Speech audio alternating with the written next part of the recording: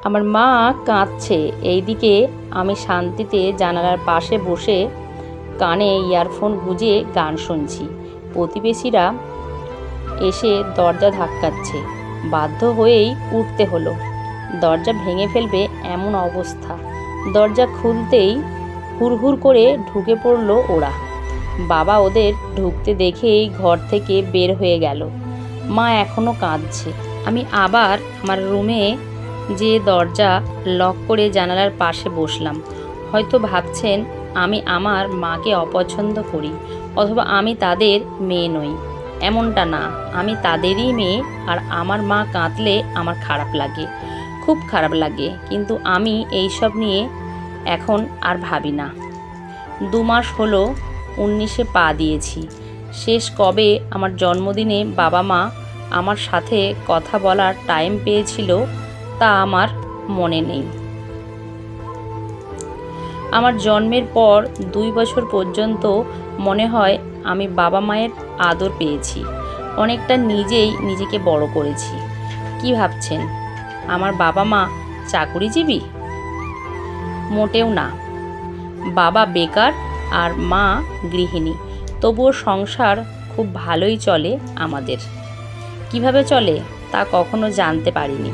জানতে চাইতাম এককালে, যখন দেখতাম রেসপন্স পায় না কোনো, তখন থেকে আর জানতে চাইনি। আমার জন্মের পর নাকি দাদা দাদি বাবাকে ত্যায্য করেছে, তাই আর কি বাবার সাথে আমি তেমন ঘনিষ্ঠ নই। তবে দায়িত্ব পালনে সে কখনো দ্বিমত করেনি। কিন্তু বাবা কখনো আমার সাথে খেতে বসেনি। একদিন বসেছিলাম খেতে, বাবা আমার মুখের দিকে তাকিয়ে অপয়া বলে প্লেটের ভাত রেখেই উঠে গিয়েছিল।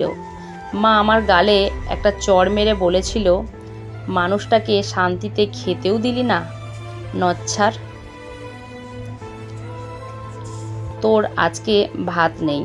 সত্যি সেই দিন আমার কপালে ভাত জোটেনি। তবে এর জন্য আমি নিজেকেই দায়ী করি। কি দরকার ছিল বাবার সাথে খেতে বসার? বাবার ছেলের খুব শখ ছিল, আর দাদা দাদিরও। এইদিকে মার আর কনসিভ করার চান্স নাই। দাদা দাদি বলেছিল বাবার দ্বিতীয় বিয়ের কথা, কিন্তু বাবা রাজি হয়নি মাকে ছাড়তে। প্রেমের বিয়ের ওদের, তাই ওই হয়তো মায়ের মুখের দিকে তাকিয়ে আর রাজি হয়নি, আর এই জন্যই ত্যায্য হতে হয়েছে। যখন আমার 6 কি 7 বছর বয়স, তখন থেকেই দেখেছি মা বাবার ঝগড়া। তারা ঝগড়া করতে করতে টাইমই পেত না আমার দিকে তাকানোর। মাও আমার তেমন একটা খেয়াল রাখতে না। শত হলেও তার ভালোবাসার মানুষ আমার ওপর বেজার হয়ে আছে। আমার মনে আছে সেই দিন স্কুলে ভর্তি হতে গিয়েছিলাম। শুধুমাত্র সেই দিনই মা আমার সাথে গিয়েছিল স্কুলে। বাবা কখনো যায়নি আমাকে নিয়ে কোথাও। বাবাকে প্রায়ই দেখতাম ঢাকায় গেলে অনেক অনেক খেলনা নিয়ে আসতো, তবে তা তার বোনের ছেলের জন্য। আমাকে বাবা একটা পুতুলও কোনো দিন কিনে দেয়নি। আমাদের পাশের বাড়িতে একটা ছেলে ছিল, পিয়াস। ওর আমি একই ক্লাসে পড়তাম, একই স্কুলে। ওর সাথেই স্কুলে যেতাম আমি। যখন 12 বছর আমার, তখন জানতে পারলাম যে বাবা দ্বিতীয় বিয়ে করতে চাইছে। কেননা তার প্রেমিকার পেটে তার বাচ্চা, এই বিষয় নিয়েই ঝগড়া চলতে তখন। মা বাবাকে বিয়ে করতে দিয়ে সতীনের সংসারও করবে না, আবার তালাকও দেবে না। এই বিষয় নিয়েই একদিন বাবা মায়ের গায়ে হাত তুলে বসলো। তখন আমি সবে স্কুল থেকে ফিরছি, দরজা খোলাই ছিল। বাবা আমাকে দেখে মায়ের দিকে ফিরে বলছিল, দুটো অলক্ষী পুষছি বাড়িতে। উঠেই গলায় ঠেসে ধরেছিল, বলছিল, অলক্ষীর জাত, তোর জন্যই যত সমস্যা আমার সংসারে। জন্মের পর থেকে জ্বালিয়ে মেরেছে, তুই মরিস না কেন? সেই দিন সারা রাত বাড়ির বাইরে থাকতে হয়েছিল, খাবারও দেয়নি মা। এরপর যখন 14 ঘরে পা রাখলাম, বুঝতে শিখলাম আমিও অভিশাপ, আমিও অলক্ষী, আমার আসলেই কেউ নেই। একাকিত্বে ভুগতে শুরু করলাম। বয়সটা আবেগের ছিল, কেউ একটু ভালোবাসা দেখালেই তাকে বিশ্বাস করে ফেলতাম। একটা বড় ভুল এইভাবে করে ফেললাম, জড়িয়ে পড়লাম পিয়াসের সাথে ভালোবাসা নামক এক নোংরা খেলায়। আমার চেয়ে 1 বছরের বড় ছিল পিয়াস। প্রথম সেও খুব ভালোবাসতো আমাকে, তবে তা ভালোবাসা দেখাতো নাকি আবেগ তা বুঝে উঠতে পারিনি কখনো। তবে আমি তা ভালোবাসা হিসাবেই গ্রহণ করি, কারণ আমার সেই একাকিত্বের সময় এই আবেগের অথবা ভালোবাসাগুলোই আমাকে আগলে রেখেছিল। ভুলে থাকতে পারতাম আমি অপয়া, ভালোবাসতে শিখেছিলাম নিজেকে, নিজের যত্ন নিতে শিখেছিলাম। হঠাৎই একদিন পিয়াস এসে বলল ও নাকি চলে যাবে রংপুরে ওর বাবা মায়ের সাথে। কাঁদছিলাম সেই দিন খুব ওকে জড়িয়ে ধরে। সেই দিন চলে যাবে, সেই দিন সকালে দেখা করতে বলেছিলাম ঘরের পাশে। আমি একটা 17 পেজের চিঠি লিখে নিয়ে গিয়েছিলাম ওকে দিব বলে। অনেক ভালোবাসা, আবেগ, কান্না দিয়ে লিখেছিলাম চিঠিটা। আমার অনুভূতিতে ঠাসা ছিল লেখাগুলো। আমি জানতাম পিয়াস চলে যাওয়ার আমি আবারও একাকিত্বে ভুগব, তবে পিয়াস যে আমার জন্য মৃত্যুর ব্যবস্থা করে রেখে যাবে বুঝতে পারিনি। সকাল সকাল উঠে আমার সবচেয়ে সুন্দর জামাটা পরে চুলগুলো খুলে দিয়ে বাড়ি থেকে বেরিয়ে পড়েছিলাম। মা বাবা দেখছিল আমি যাচ্ছি, তবুও তারা কোনো প্রশ্ন করেনি। আসলে সময় পাইনি। ঝগড়া করতে করতে আমারও বেশ সুবিধাই হলো। ঘরের আইলে ধরে যেতে যেতে দেখলাম পিয়াস দাঁড়িয়ে আছে একটা মাচা ঘরের সামনে। ওর কাছে যেয়ে যত্নের ওর চিঠিটা হাতে ধরিয়ে দিলাম। পিয়াস চিঠিটা মুঠোতে দুমড়ে মুচড়ে ফেলে দিয়ে আমাকে ধাক্কা দিয়ে ঘরের মধ্যে ঢুকলো। হয়ে গেলাম ধর্ষিতা। নিজের আবেগের কাছে, নিজের ভালোবাসার কাছে, পুরো দুনিয়ার কাছে। জ্ঞান ফেরার পর দেখলাম আমি হাসপাতালে, মা পাশে বসে আছে। সেই দিন প্রথম মাকে আমার জন্য কাঁদতে দেখে খুশি হয়েছিলাম। নিজেকে বলছিলাম হাজার হলেও মায়ের মন তো। আমার শরীরে রক্ত দেয়া হলো 2 ব্যাগ। মায়ের হাতে ধরে কেঁদে বলছিলাম সেই দিন, বাবা এলো না, তাই না? আমি আসলেই অলক্ষী, তোমাদের সম্মান ধুলোয় মিশিয়ে দিয়েছি। এখানে থেকো না, আমার কথা চিন্তা করো না। বেশি কিছু হলে কি হবে, মরেই তো যাব। চলে যাও মা, এখানে থেকো না। মা কথা শোনেনি, নিয়ে এসেছিল বাড়িতে। বাড়ি আসার পর 2 বার আত্মহত্যার চেষ্টা করি, 3য় বার আর ভাবিনি, কারণ মায়ের এখন আমিই আছি। বাবা যখন মায়ের সাথে ঝগড়া করে তখন আমি সামনে গেলে মাকে মারা শুরু করে। আমাকে একবার মেরেছিল, তবে যখন জানতে পারলো আমার রক্তে বি ভাইরাস আছে তখন আর মারেনি। কিছুদিন পর ক্যান্সারে পরিণত হলো। এখন আর আমি কোনো কিছু নিয়েই তেমন একটা ভাবিনি, তবে আফসোস করি খুব। বেপরোয়া হয়ে গিয়েছিলাম, কোনো কিছুরই তোয়াক্কা করি না। আমার কোমর পর্যন্ত ঘন চুলগুলো ঝরে পড়ে যাচ্ছে। 10টা কি একটা কেমো দেওয়াও টাকা নয়, তা নিয়েও আর ভাবি না। ভেবেও বা কী হবে, সময় তো প্রায় শেষ।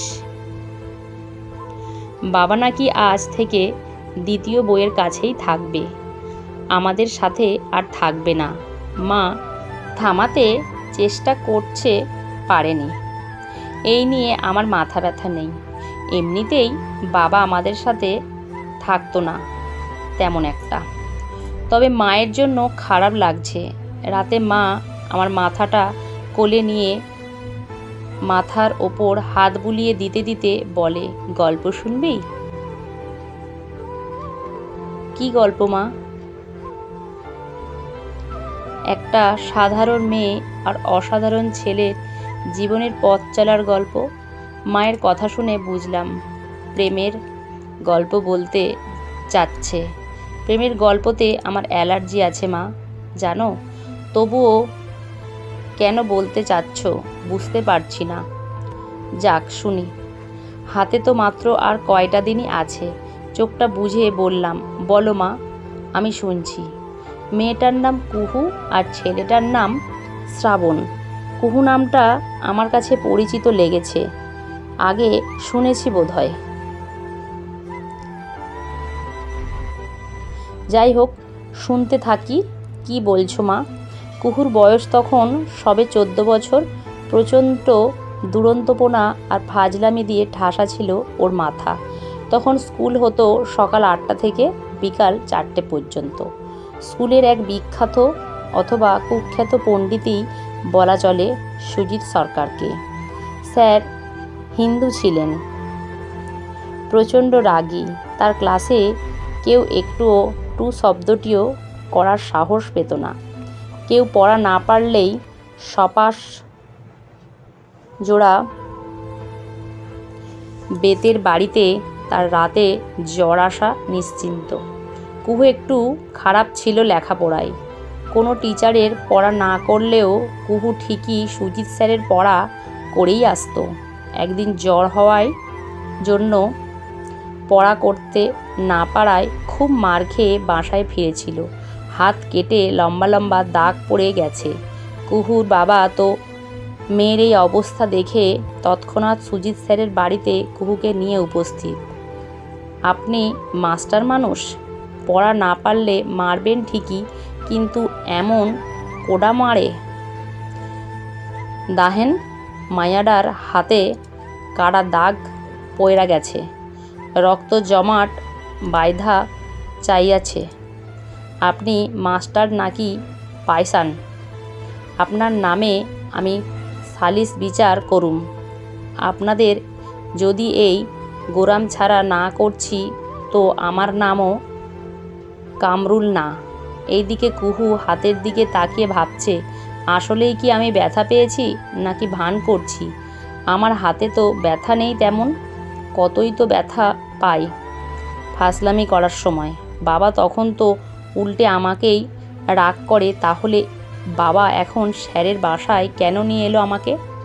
এইদিকে সুজিত স্যারও কুহুর বাবার কথায় পিঠে কথা বলছে।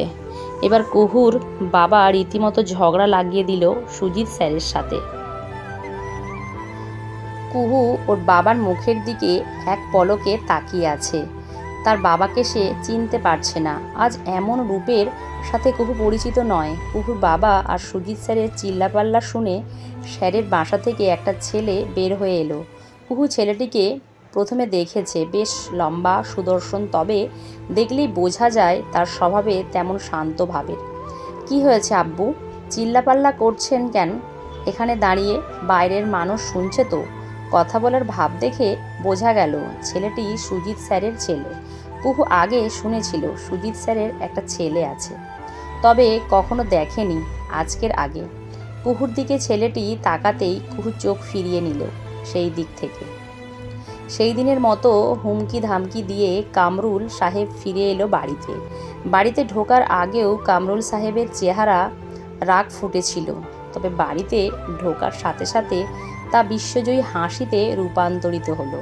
কুহুর মাথায় হাত দিয়ে বলল, যাও মা, ঘরে গিয়ে পড়তে বসো। কুহু কোনো কথা না বলে মাথা উপর নিচ করে সায় দিয়ে চলে এলো। পাড়ায় পড়ায় মন বসছে না কুহুর। বাবা এমন কেন করলো স্যারের সাথে? স্যার তো আমাকে বেশি মারেনি, আর বাবাও তো আমাকে যখন মারে তখন এর চেয়ে বেশি কাটে। তাহলে কি হলো আজ বাবার? যাই হোক, আমি যেয়ে দেখি রান্নাঘরে কিছু আছে কি না। রান্নাঘরের পাশের ঘরের কুহুর বাবা মা থাকে। বুঝলে রেখা, আচ্ছা মতো শিক্ষা দিয়েছি ওই বজ্জাতদের। কামরুল সাহেবের কথা শুনে দরজার সামনেই দাঁড়িয়ে পড়ল কুহু। কিছুটা পিছনে যেয়ে আড়ালে দাঁড়িয়ে যাতে দেখা না যায় ওকে। কেন, কি করেছে? আয় রে, যায় না তো সুজিত গো লগে আমাকে ওই মিঠা পুকুরের জমি নিয়া ঝামেলা চলতাছে। এইবার কোনো মতে সালিশ বিচার সুজিতরে গামছাড়া করতে পারলেই ওই জমিটুকু আড়াইতে পারমু। এবার সব কিছু পরিষ্কার হয়ে গেল কুহুর কাছে। বাবার করা ব্যবহারের জন্য লজ্জিত হলেও খুব। কুহু সিদ্ধান্ত নিল সুজিত স্যারকে বলে দিব আর ক্ষমাও চেয়ে নিব। পরের দিন শুক্রবার হওয়ায় স্কুল বন্ধ। সকালে নাস্তা করেই বেরিয়ে পড়ল স্যারের বাসার উদ্দেশ্যে। স্যারের বাসায় যাওয়ার পথেই স্যারের ছেলের সাথে দেখা হয়ে গেল। কুহু তার দিকে তাকিয়ে বলার কথা ভেবে তার সামনে যেয়ে দাঁড়ালো। ভাইয়া, একটা কথা বলার ছিল, একটু শুনবেন? কুহুকে দেখেই ছেলেটির মুখে স্পষ্ট বোঝা যাচ্ছে সে বিরক্ত। হ্যাঁ বলুন। তারপর কুহু তার বাবার খারাপ ব্যবহারের পেছনের কারণগুলো বলল, যা সে জানে। ছেলেটি শুনে অবাক। এই সেই বাবার মেয়ে যে বাবা তার বাবাকে অপমান করে গ্রামছাড়া করার হুমকি দিয়ে গিয়েছিল আগের দিন। কিছুক্ষণ কথা বলার পরই কুহু হঠাৎ জিজ্ঞাসা করে বসল, ভাইয়া, আপনার নাম কি? শ্রাবণ সাহা। এরপর আরও কিছুক্ষণ কথা বলার পর কুহু স্যারের সামনেই কিছু কথা বলতে চায় বলে স্যারের বাসার উদ্দেশ্যে রওনা দিল শ্রাবণের সাথে। আশ্চর্যজনকভাবে স্যার কুহুকে দেখে একটু রাগ হলো না। কুহু, আমি জানি এখানে তোমার কোনো দোষ নেই। তোমার মুখ দেখেই বোঝা যাচ্ছিল কালকে। তোমার ক্ষমা চাওয়ার কোনো কারণ নেই, তবে পড়া না পারলে কিন্তু মারবো ঠিকই। এরপর কিছুক্ষণ হাসি ঠাট্টা করে কুহু বাড়িতে ফিরে এলো। পরের দিন সালিশ বিচার হলো ঠিকই, তবে কামরুল সাহেব সুজিত সরকারকে গামছাড়া করতে পারেনি। তার 1 বছর পরেই কামরুল সাহেব মারা যান রোড অ্যাক্সিডেন্টে। কুহুর বয়স তখন 16 বছর। তখন বুঝতে পারে সে শ্রাবণের প্রতি দুর্বল। অবশেষে 2 বছর প্রেম করার পর যখন রেখা বেগম কুহুর বিয়ে ঠিক করলো, তখনই বাঁধল বিপত্তি। ধর্ম ভিন্ন ওদের। রেখা বেগম কুহুকে শ্রাবণের কাছে থেকে সরানোর জন্য অনেক মেরেছেন। ও এত বছর তোরে পড়িয়ে কি প্রতিদানটা পাইলাম? তার চেয়ে ভালো হতো তোরে বিষ খাইয়া মায়েরা ফেললে। কুহু শ্রাবণের সামনে দাঁড়িয়ে আছে মাথা নিচু করে। ভুলে যাও আমাকে। আমাদের মাঝে একটা লোহার দেয়াল দাঁড়িয়ে আছে। কখনোই সম্ভব হবে না আমাদের এক হওয়া। শ্রাবণ একদিন একটি কথাও বলেনি। কুহুর হাতটা ধরে মসজিদে নিয়ে গিয়েছিল। ছিও, তুই আমার ছেলে হয়ে কিভাবে এটা করতে পারলি? এই শিক্ষা দিয়েছিলাম তোকে? নিজের ধর্ম জাত সব ভুলে মুসলমান হয়ে গেছিস শুধুমাত্র এই মেয়েটার জন্য। আবার বিয়েও করে নিয়ে এসেছিল। ঘেন্না হচ্ছে আমার তোর মুখ দেখতে। বেরিয়ে যা আমার বাড়ি থেকে। সেই দিন রেখা বেগম থাকতে দিয়েছিল কুহু আর সামিউল ইসলামকে। এরপর কেটে গেছে 1 বছর। 3 মাসের অন্তঃসত্ত্বা কুহুকে নিয়ে সামিউল দাঁড়িয়ে আছে সুজিত সাহার সামনে। তোদের মেনে নিব যদি তোর বইয়ের প্রথম সন্তান ছেলে হয় তবেই, না হলে তুই এখানে থাকতে পারবি না। ছেলে সন্তান না হলে বাড়িতে জায়গা হবে না। সন্তান লাভের আনন্দটা মুহূর্তেই ভয়ে পরিণত হলো কুহুর। যদি ছেলে না হয় তবে কি হবে? কুহুর মাথায় তখন একটাই কথা ছিল, আবারও কি আমার জন্য শ্রাবণকে ওর বাবা মার থেকে দূরে থাকতে হবে? শ্রাবণ কি তখন আমাকে ঘৃণা করবে? আমাকে ছেড়ে গেলে আমি কি করব? কুহুর চোখের নিচে কালি পড়ে গেছে এই কদিনে, মুখ ফিকে হয়ে আছে, মন ডাক ডাকছে। বাইরে ঝুম বৃষ্টি, সব কিছু ভাসিয়ে নিয়ে যাবে মনে হচ্ছে। আচ্ছা, এই বৃষ্টিতে যদি আমি ভেসে যেতে পারতাম ভালো হতো না? খুব অনেক দূরে চলে যেতে পারতাম, তাই না? ওষুধ খেয়েছো? শ্রাবণ এক গ্লাস স্যালাইন হাতে নিয়ে দাঁড়িয়ে আছে দরজার সামনে। কুহু বাইরের দিকে থেকে চোখ সরিয়ে বলল, হ্যাঁ খেয়েছি। কি দেখছো বাইরে? আচ্ছা, যদি আমার ছেলে না হয় তবে কি হবে? ছেড়ে চলে যাবে? ছেলেই হোক কিংবা মেয়ে, তুমি পাশে থাকলেই হবে। এবার স্যালাইনটা খেয়ে নাও। 4 মাস পর সেই দিন এমনই ঝুম বৃষ্টি হচ্ছিল। বাইরে কাপড় উঠাতে সে স্লিপ করে পড়ে গেল কুহু। গলা ফাটিয়ে চিল্লাচ্ছে কুহু। বৃষ্টি এখন কিছুটা কমেছে, কোথাও একটা হুতুম পেঁচা ডাকছে। কিছুক্ষণ পরপর ব্যাঙেদের মেলা বসেছে। এরই মধ্যে একটা নবজাতক কন্যার কান্না শোনা যাচ্ছে, সাথেই শোনা যাচ্ছে একজন নবমাতৃত্বের স্বাদ গ্রহণ করা এক অসহায় নারীর কান্না। ভয় হচ্ছে, যদি ছেড়ে দেয়, যদি আবার শ্রাবণকে বাবা মায়ের কাছ থেকে আবার দূরে সরানোর জন্য দায়ী হয়, তার কি ওকে অভিশাপ দেবে, নাকি সব ঠিক হয়ে যাবে? এর কিছুই জানা নেই কুহুর। শ্রাবণ মেয়েকে কোলে নিয়ে বসে আছে। কুহুর কান্না ধীরে ধীরে থেমে এসেছে। নার্স ঘুমের ইঞ্জেকশন দিয়েছে, কিছুক্ষণের মধ্যেই ঘুমিয়ে পড়বে। সকালে শ্রাবণের বাবা মা এসেছে হাসপাতালে, নাতনিকে কোলে নিয়েছে। কুহু তাদের বলতে শুনছে যে তাদের কুহুর জন্য খারাপ লাগছে। আজ 3 দিন পর কুহু আর মেয়েকে নিয়ে বাড়ি ফিরছে শ্রাবণ। কুহুর কন্ডিশন বেশি ভালো নয়। ডাক্তার বলল তার মাতৃত্বের স্বাদ তার পাওয়ার নয়।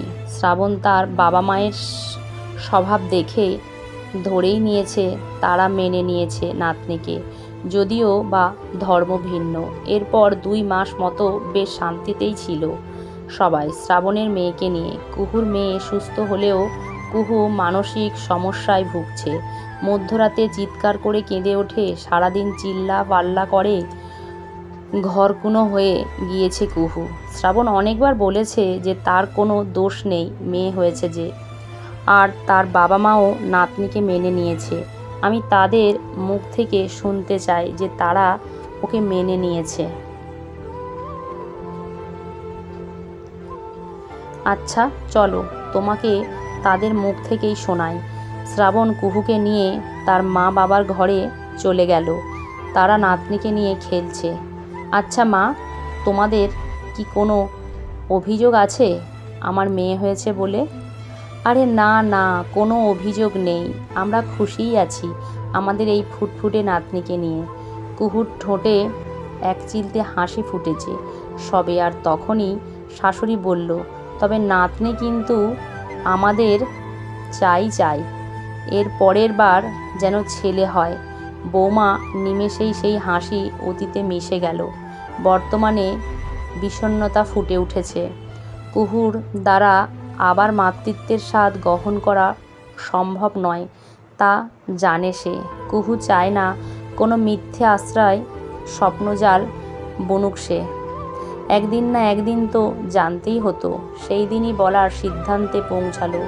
হঠাৎ শ্রাবণ বলে ওঠে, আচ্ছা বাবা, নাতনি আসবে। কুহু শ্রাবণের মুখের দিকে তাকিয়ে আছে। শ্রাবণ তো জানে সব, তাহলে মিথ্যে কেন বলছে? কেন যেন কুহু শ্রাবণের মাঝে নিজের বাবার বৈশিষ্ট্য পাচ্ছে। বিষয়টা ভিন্ন হলেও মিথ্যেই থাকে, এর কোনো ভিন্নতা নেই। আগেও যেমন সুজিত স্যারকে নিজের বাবার বলা মিথ্যেগুলো বলে দিয়েছিল, এবারে বলে দিল। সব শুনে কুহু শ্বশুর শাশুড়ি চুপচাপ হয়ে গেল। কিছুক্ষণের জন্য ঘরের মধ্যে পিনপতন নীরবতা বিরাজমান আছে। আমাদের নাতি চাই, শ্রাবণ আমাদের একমাত্র ছেলে, বংশের বাতিও আমাদের। এখন যদি বংশে এগিয়ে নিয়ে যেতে শ্রাবণের দ্বিতীয় বিয়ে করা লাগে তবে করবে, দরকার হলে তোমাকে ডিভোর্স দিয়ে করবে, আর এটাই আমাদের শেষ কথা। সেই দিন সেই অসাধারণ ছেলেটা আবারও কুহুর হাতেই ধরে। কুহু অবাক হয়েছিল খুব। শ্রাবণের নিজের বাবাকে অনেক বেশি ভালোবাসে, আর তার সাথেই সেই দিন উঁচু স্বরে কথা বলে ত্যায্য উপাধি নিয়ে নিজের বউ আর মেয়েকে নিয়ে ওই বাড়ি থেকে বেরিয়ে এসেছিল। সেই দিন সন্ধ্যায় কুহু খুশি হলেও নিজের উপর খেপেছিল। সে চরম ক্রুদ্ধ হয়েছিল নিজের ওপর আর নিজের মেয়ের ওপর। বাবা মা আর ছেলের বিচ্ছেদ সে চায়নি, তবে কেন হলো? কুহুকে কুড়ে কুড়ে খাচ্ছিল তার শাশুড়ির বলা কথাগুলো। তুমি কোনোদিনই সুখী হবে না আমার পোলারে, তুমি আমাগো থাইকা দূরে সরাইয়ে দিয়েছ, তোমার কোনোদিন ভালো হইবে না। আজ প্রায় দুটো বছর কেটে গেছে শ্রাবণ আর তার বাবা মায়ের বিচ্ছেদের। আজও কুহু নিজেকেই দোষী মানে। নিজের মেয়েকে দেখলে কেন যেন গলা টিপে মেরে ফেলতে ইচ্ছা করে তার। মাঝে মাঝে মনে হয় নিজেরই মরে যাক বিষ খেয়ে। ইদানিং শ্রাবণ ও কেমন যেন হয়ে গিয়েছিল। মেয়েটাকে আগে আদর করত, এখন আর তেমন একটা করে না। শ্রাবণ চাকরি চলে গেছে, এদিকে ওর মাও মারা গেছে সবে 3 মাস। নিজের নাতনিকে দেখতে চেয়েছিল, তবে আশা অপূর্ণই থেকে গেছে। এই সব নিয়েই ভাবে আজকাল শ্রাবণ। বিষণ্ণতায় গভীর ঘোরে ডুবে থাকে আজকাল।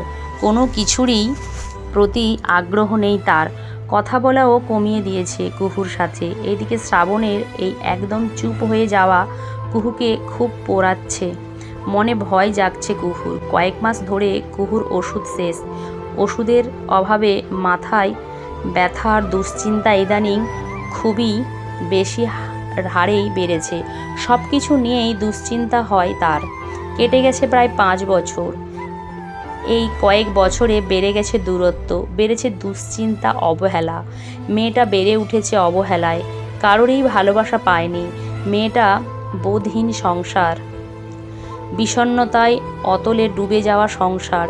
একটা ছোট্টখাটো চাকরি পেয়েছে শ্রাবণ, সেখানেই থাকতে হয় দিনের 1/3 বাড়িতে কুহু আর ওর মেয়ে। কুহুর মানসিক অসুস্থতা বৃদ্ধি পেয়েছে, সবসময় রেগে থাকে, মেয়েটার সাথে বাজে ব্যবহার করে। তবে রাতে ঢুকরে কান্নার আওয়াজ পাওয়া যায়। রাতের গভীরতা মানুষের হিংসতা বাড়ায়, রাতের গভীরতা মানুষকে উপলব্ধি করায়। তবে সকাল হতেই কুহুর বাজে ব্যবহার আবার শুরু হয়ে যায়। শ্রাবণকে সে খুশি রাখতে চায়। মেয়েটা শ্রাবণের দুর্ভাগ্য বয়ে এনেছে এমনই ধারণা। ইদানিং টের পাচ্ছে শ্রাবণ আর আগের মতো নেই, অন্যরকম হয়ে গিয়েছে। শ্রাবণের ফোন চেক করেই সে বুঝতে পেরেছিল শ্রাবণ আর ওর নেই। সে আর কুহুর সেই অসাধারণ মানুষটা নেই, অন্য কারো হয়ে গেছে। আজ একটা ছেলে থাকলে বোধহয় শ্রাবণ ওরই থাকতো। মেয়েটার ওপর খুব রাগ হচ্ছে কুহুর, সাথে নিজের ওপরও। কুহুর মাথায় শুধু একটাই চিন্তা, কিভাবে শ্রাবণকে ধরে রাখবে নিজের কাছে। তবে এই ধরে রাখতে যেই ঝগড়াগুলো আরও দূরে সরিয়ে নিয়েছে ওদের। কুহুর সেই অসাধারণ মানুষটা যে একসময় কুহুর জন্য সব ছেড়ে ছুড়ে চলে এসেছিল, কোনো কিছুর তোয়াক্কা করেনি, সেই অসাধারণ মানুষটাই আজ হাতটা সারা জীবনের জন্য ছেড়ে দিল। তবে কুহু ঠিকই সামলে উঠবে, মেয়েকে একটু সময় দেবে। শ্রাবণকেও দোষ দেয়া যায় না, মনুষ্য জাতটাই এমন। সুখ পাওয়ার কাঙাল, সুখের সন্ধানে সারাটা জীবন কাটিয়ে দিতে পারে। সুখ না পেলেই সে সেই অনন্তে পাড়ি জমাবে যেথায় তার সুখ আছে। ঘুমে পড়েছিস না মা? ঘুম আসছে না। গল্পটা খুব মনোযোগ কাড়া, ঘুমটাও কেড়ে নিয়েছে। রাত অনেক হয়েছে, আমি তোর মাথায় তেল দিয়ে দিই, ভালো একটা ঘুম হবে। মা আমার মাথায় হাত বুলিয়ে দিচ্ছে, নাও। কুহেলিকা জমাদার ওরফে কুহু আমার মাথায় হাত বুলিয়ে দিচ্ছে। সামিউল ইসলাম নামটা শুনেই বুঝেছি মা কাদের গল্প বলছে। আস্তে আস্তে ঘুমে ঢুলে পড়লাম। আমি সকাল সকাল ঘুম ভেঙে গেলে আমার ক্যালেন্ডারটার দিকে তাকালাম। আজ 3 তারিখ, আর মাত্র 26 দিনের মতো। জানি না মা কি করবে একা একা, তবে ঠিক থাকবে আশা করি। রান্নাঘরে যেয়ে দেখলাম মা রান্না করছে, অথচ মা 5টা মিনিটও ঠিক হয়ে দাঁড়াতে পারছে না, তবুও কষ্ট করে রান্না করছে। অনেক ভালোবাসি তোমায়। আজ 7ম দিন। মেয়েটা ছেড়ে চলে যাওয়ার দূর অনন্তে মিশে গেছে আমার মেয়েটা। অবহেলা পেতে পেতে খুব খারাপ মা ছিলাম আমি। শেষ কয়েকদিনেও ঠিকমতো খেয়াল রাখতে পারলাম না তোর। অসুস্থতার দোহাই দেখিয়ে লাভ নেই, দোষী তো আমি প্রথম থেকেই। যখন ছিলি তখন দেখে রাখিনি যে আজ একলাই বারান্দায় সন্ধ্যার ঝিঁঝি পোকার ভিড়ে পাখিদের মতোই নিরে ফিরে সবার ছেড়ে যাওয়ার পরিত্যক্তা আমি একা।